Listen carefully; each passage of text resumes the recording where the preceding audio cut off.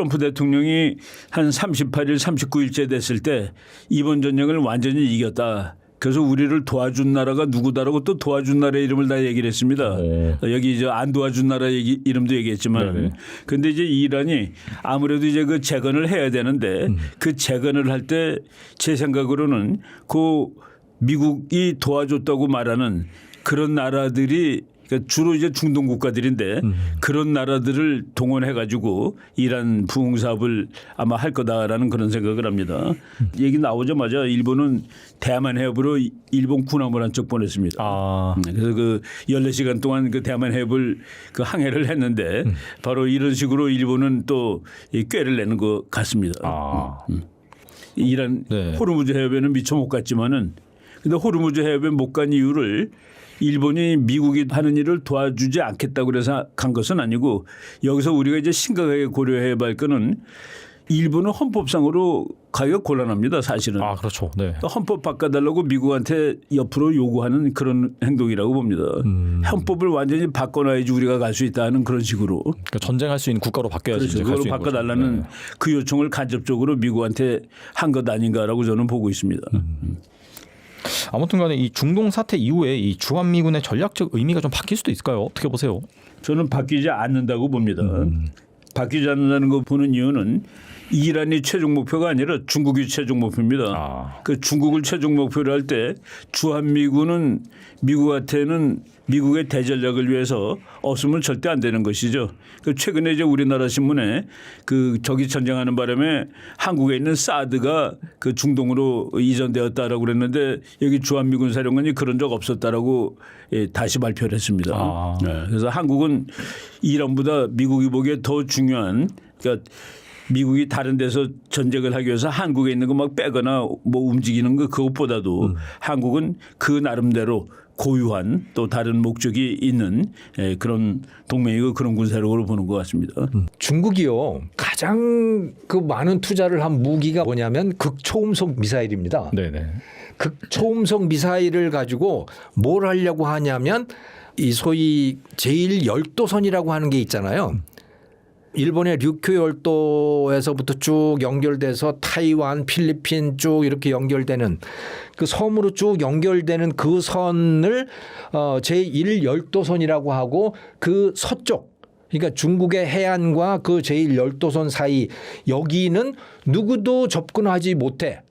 전쟁이 났을 때 누구도 접근하지 못해. 그래서 A2AD 전략이라고 하는 거를 중국이 확실하게 견제를 하고 있습니다. 그러니까 A2AD라고 하는 거는 반접근이에요. 누구도 여기를 들어오지 못하게 하겠다라고 하는 거예요. 그리고 여기에 누가 들어오면 극초음속 미사일을 가지고 그냥 격침을 시키겠다라고 하는 겁니다. 특히 배. 네. 그 배의 대표적인 배가 뭐겠습니까? 항공모함이거든요. 항공모함이 그래서 사실은 미국의 항공모함이 이제 그 대만 해협으로 못 들어갑니다. 그건 저 합동 군사 훈련을 할 때도 그쪽으로 못 들어가요. 근데 90년대는 다 거기를 왔다 갔다 했어요. 근데 지금은 못 들어갑니다. 너무 위험한 거예요. 그리고 중국의 극초음속 미사일이라고 하는 게 굉장히 두려운 겁니다. 그걸 실전에서 써본 적은 없지만, 네. 뭐 여러 가지 시뮬레이션이나 이런 걸 보면 그런 거 한 10발이면 항공모함 하나가 그냥 쪼개지는 뭐 그런 결과들이 나오더라고요. 그러니까 만약에 중국이 대만을 침략을 하고 그래서 미국이 개입할 수밖에 없는 상황이고 그러면 개입을 할 때 가장 필요한 무기는 항공모함을 가지고 들어가는 것인데 항공모함은 너무 위험한 거예요. 그러면 어떻게 해야 되느냐? 저 멀리 괌이나 뭐 그쯤 띄워놓고선 비행기로 왔다 갔다 하든지 이래야만 하는 상황인데 그건 너무나 비효율적이잖아요. 자, 그런데 한반도가 어떤 위치입니까? 불침 항모입니다. 아무리 극초음속 미사일을 쏴도 한반도가 가라앉을 이유는 없잖아요. 그렇죠. 한반도가 쪼개질 이유는 없잖아요. 네.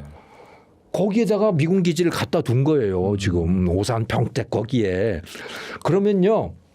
최고의 입지인 겁니다. 미국으로서는.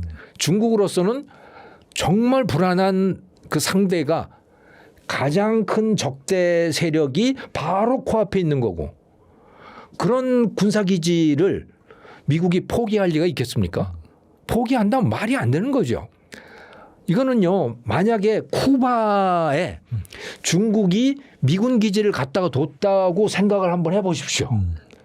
미국이 가만히 있겠습니까? 도저히 용납할 수 없는 겁니다. 그런데 중국의 바로 코앞에 한반도에 미군 기지가 엄청나게 큰, 세계에서 가장 큰 미군 기지가 거기 있는 거예요. 그러면 이거는 전쟁을 억제하는데 최고의 억제력을 갖고 있는 겁니다. 미국의 입장에서는 중국을 억제하는데 최고의 효과를 갖고 있는 바로 군사기지 아니겠습니까? 그건 누가 봐도 그렇거든요.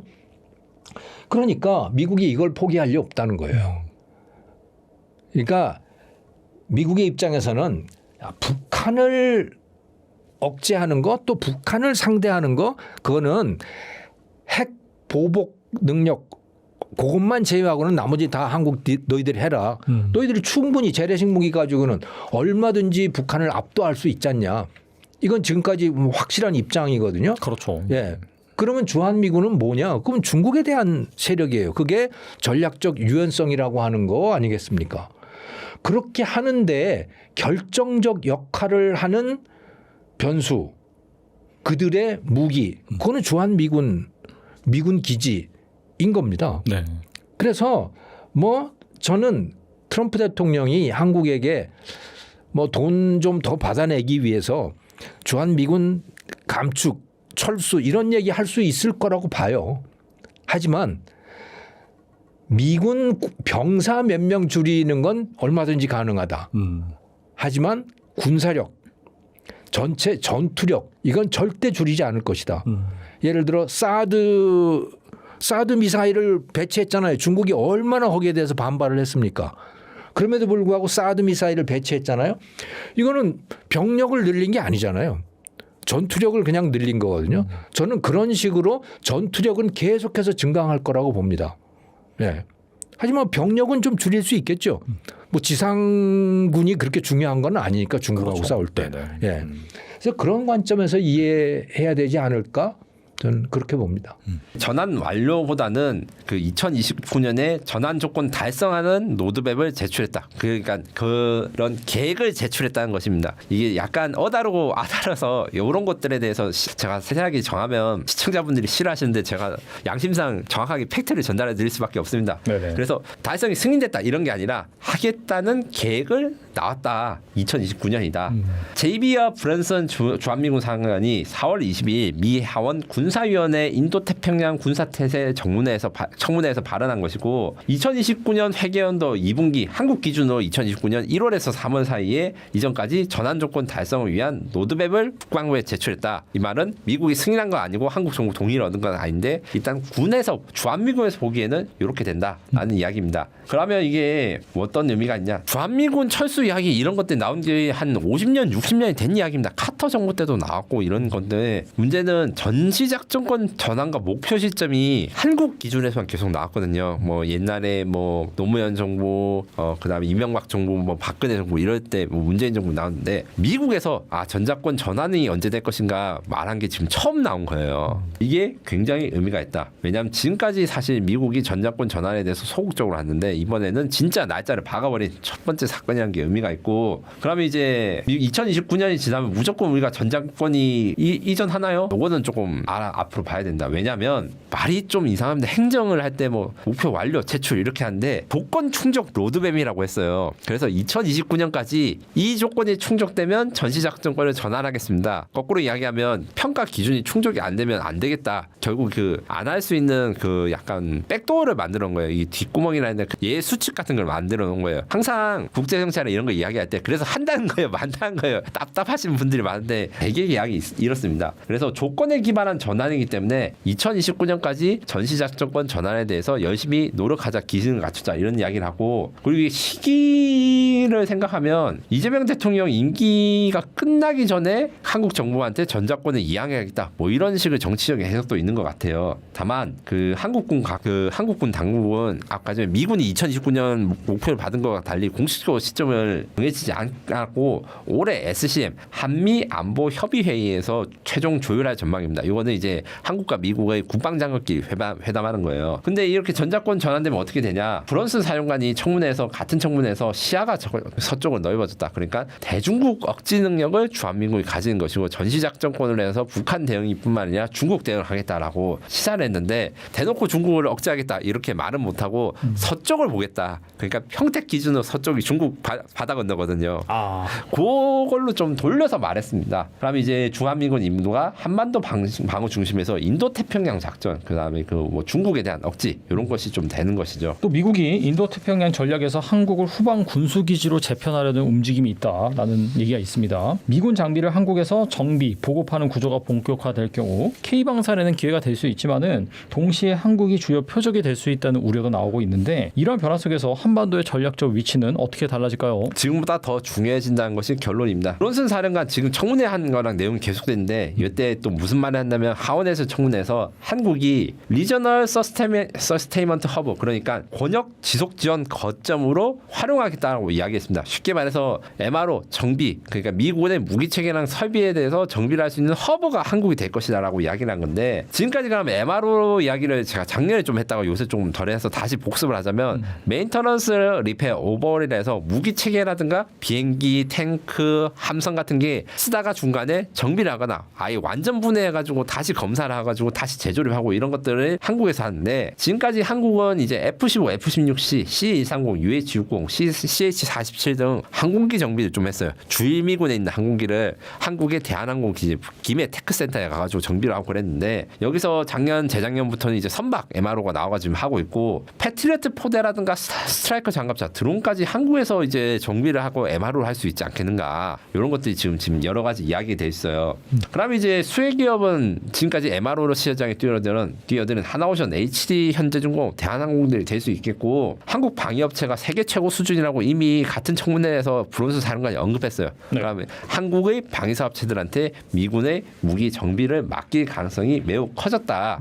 그게 해군까지 이야기를 했다가 지금 육군과 공군까지 넓혀졌다. 이렇게 이해하시면 됩니다. 그러면 이제 매출과 이제 성장이 굉장히 확장할 수 있는 기회가 있고, 지금 선박도 원래 수리만 해주다가 미군 함성 수리만 해주다가 우리가 직접 건조해줄게라는 협의도 지금 진행 중이거든요. 그리고 이제 그 군수지원하면서 미국 조선소랑 한국 현대중공업이 같이 이제 공동 설계, 공동 건조하자 이 나온 상황이고요. 다만 이렇게 됐을 때 이제 저랑 좀 사상이 좀 다른, 그래도 이제 우리나라 국민들이신 좀 평화 좋아하시거나 뭐 중국과 싸우지 말아야 된다, 저는 그런 분들의 입장도 어느 정도 이해합니다. 그런 분들 입장에서는 한반도가 표적이 되는 거 아니냐. 왜냐하면 중국이나 이런 데 전쟁이 시작하면 한반도부터 먼저 공격할 것이다. 근데 솔직히 생각하면 이 MRO가 없어진다 해서 중국이 딱히 한반도를 공격 안 할 건 아니거든요. 그렇죠. 예, 평택 기지 철수를 하지 않으면 표적이 될 것이고, 철수를 해도 사실은 평택 기지가 없어서 방위력이 약해지니까 쉽게 공격할 수 있어서 전 공격할 것 같거든요. 공격하죠, 사실. 네. 이렇게 말씀하시는데 뭐 저랑 의견이 다른 분도 있을 수 있다고 생각하지만 솔직히 저는 그렇게 생각하고요. 그리고 병참 기지가 되었을 때 전략적 리스크가 돼가지고 뭐 연료를 한다 이랬는데, 사실 그 이번에 이란 전쟁에서도 보면 알겠지만 양안 전쟁이라든가 아시아 태평양에서 전쟁이 벌어졌을 때 한국을 이 전쟁을 일으키지 않아서도 한국을 공격하게 된 적국들이 굉장히 많이 생길 거거든요. 그거는 그래서 우리가 안 때리면 적이 안 때리면 이렇게 하면 좋은데 실제로는 그렇게 돌아가지 않을 것 같아. 요거 좀 인정하시면 좋겠고, 또 그게 있습니다. 그 MRO 거점할 때 제가 돈 이야기만 했잖아요. 뭐 매출 수리하고 이렇게 하면 돈이 얼마 들고 막 시장 진출하는데 또 다른 효과가 있어요. MRO 수리를 할 때 그 만약에 배를 수리한다 하면 배에 탔던 사람들 어디에 있을까요? 맞춰보십시오. 글쎄요. 배 근처에서 대기를 합니다. 거꾸로 이야기하면 한국이 육군, 해군, 공군에 대한 MRO라든가 이런 거 하면 추가적인 병력 파병 효과가 있는 것이고, MRO 거점이다 보니까 지금 주한미군에는 없는 해군 함정이라든가 이런 호위 함대를 또 배치를 할 거 아닙니까? 그래서 이 MRO라든가 그 미국에 있는 장비를 정비하게 되면 우리나라가 지금 방위 분담금 협상을 하거든요. 트럼프가 뭐 우리나라에 지금 파병 2만 얼마밖에 안 되는데 뭐 4만 명이 됐다고 거짓말하고, 그래서 돈을 더 안 내면 주한미군 철수하겠다고 하는데, 이 MRO 거점을 이렇게 선정하게 되면 미군이 알아서 대한민국에 파병을 더 하게 되는 겁니다. 해군 함정이 정비하고 있으면 그 해군 함정이 탄 수병들이 이제 이렇게 이제 미군에 오고 이런 한국에 지금 대기를 하고 파병이 같이 되는 거라서 요게 굉장히 중요하다. 그래서 어떤 의미에서는 우리가 돈도 벌고 그다음에 매출도 올릴 뿐만 아니라 주한미군이 계속 이제 철수를 하려거나 전쟁을 할 때 한국을 안 도와주려는데 한국이 정비적 거점이 되면 안 도와줄 수가 없게 되는 거죠. 이런 전략적인 포인트도 있다는 걸 좀 알아주셨으면 좋겠습니다.